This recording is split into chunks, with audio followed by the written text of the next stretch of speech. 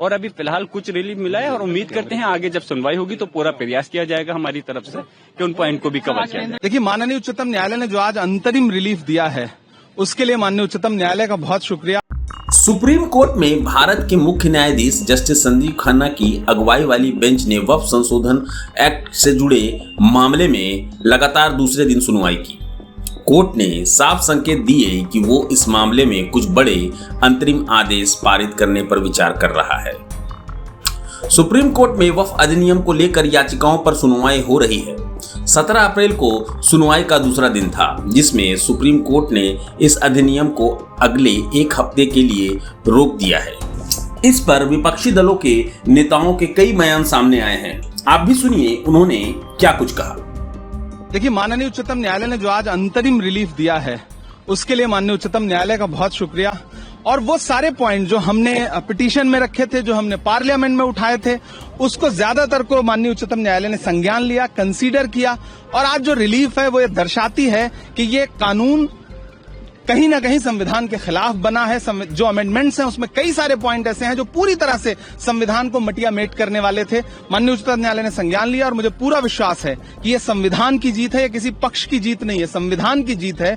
और आने वाले दिनों में जब फिर से सुनवाई होगी तो माननीय उच्चतम न्यायालय और मजबूती से इसमें रिलीफ देगा और सरकार की जमीन हड़पने की जो साजिश है उस साजिश को माननीय उच्चतम न्यायालय रोकेगा, मुझे पूरा विश्वास है। देखिए, जो पिटीशन में अभी डिमांड थी अभी वो चीज तो कवर नहीं हो पाई है, लेकिन फिलहाल जो माननीय सर्वोच्च न्यायालय ने, जो माननीय सुप्रीम कोर्ट ने ऑर्डर किया है, ऑनरेबल सुप्रीम कोर्ट ने, तो हम उससे फिलहाल हमें मुतमईन है। और आने में जो सुनवाई होगी हमारी प्रयास रहेगी, कोशिश रहेगी उन पॉइंट को भी उसके अंदर कवर किया जाए और जो हमारा मुकम्मल हम जो चाहते हैं उसमें हमें पूरी तरह से रिलीफ मिले। तो जो वक्फ भाई यूजर का जो पॉइंट कोर्ट ने उठाया उसका संज्ञान लिया, और भी काफी मुद्दे कोर्ट ने हाईलाइट करे हैं, उसको आप कैसे देखते हैं? देखिए, मैं तो जो माननीय सर्वोच्च न्यायालय ने जो खास तौर से एक अपॉइंटिंग पर भी इस पर रोक लगा दी है और दूसरा जो कहा है कि दूसरी जो धार्मिक संस्थाएं हैं क्या उसके अंदर भी मुस्लिम समाज को रखने के लिए आप लोग तैयार हैं, तो उनकी जो टिप्पणी है एक यकीनन ये किसी धार्मिक उसके लिए नहीं बल्कि देश को इंसाफ देने की उसमें टिप्पणी की है माननीय सर्वोच्च न्यायालय ने। और हम